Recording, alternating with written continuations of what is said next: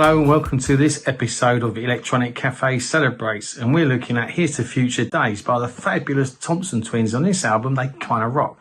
Not kind of. It was their fifth album, which was released 40 years ago. I again still pinch myself when I say this. And it sees the trio moving in a somewhat more slightly rockier direction than what they'd attempted beforehand. Okay, so let's add a little bit of context here. This was the fifth Thompson Twins album released in September of 1985, and there had been two Thompson Twin albums released before they became the well-known three-piece in 1983 with Quick Step and Sidekick, and their first hit single, Love on Your Side. And also you need to remember, their first two albums are product of and set, they were a fully swelled 6 or 7 piece band, not the 3-piece we all know. And whilst the result isn't quite as good as their best work, it's definitely worth celebrating. Without doubt, the band's golden period is recognised between 1983's Quick Step and Sidekick and 1984's Into the Gap. But I'm going to disagree with Andy a little in that I think Here's to Future Days is one of their strongest albums and is a personal favourite of mine. The album was also produced by Alex Sadkin and Nile Rodgers. And there's an opening track called, and it's an anti-drug track called Don't Mess With Dr. Dream. And that kicks this album off in a really good way. And it's topped by the similar Future Days, which for me, I think is possibly one of the best Thompson Twins songs in their whole catalogue.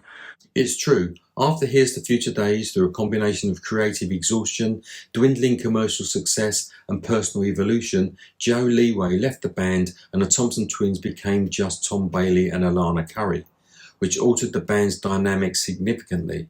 But let's not forget, Here's to Future Days contained 5 brilliant singles: Lay Your Hands on Me, Don't Mess With Dr. Dream, King for a Day, Revolution and Future Days.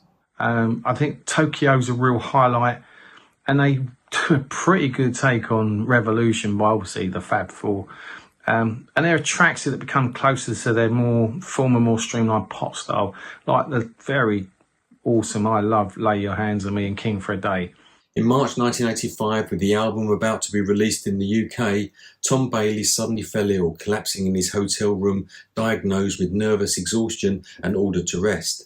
Holding off on the album's release led to the band to reconsider the entire project, and they began work on it again following Bailey's recovery, this time enlisting Nile Rodgers to co-produce and to help salvage the project, and the new recordings were more oriented towards the use of electronic guitars.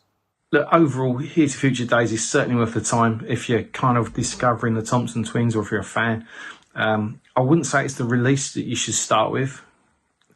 And it's also quite ironically titled, if you think about it, because this really was sort of the end of the band's golden run. I mean, they were huge at their peak. Did the sound change that much? And who knows what would have happened if the album was released on time and the band had not had the enforced hiatus. Despite 3 more albums of varying quality, and they lost Joe Leeway, who bailed soon after this one, the Twins' stardom actually started to fade, their Future Days eventually becoming one of nostalgia. But personally, I love this album, another great album released in 1985. Yeah, again, still a great album worth celebrating and worth checking out. So, happy anniversary, Here's to Future Days by the awesome Thompson Twins. Go check it out. When it almost seemed too much, I see your face and sense the grace and feel the magic in your touch. Lay your hands on me. Lay your hands. Lay your hands. Lay your hands on me. Touch my face, feel the fascination as love grows. Your embrace eases the pain that only time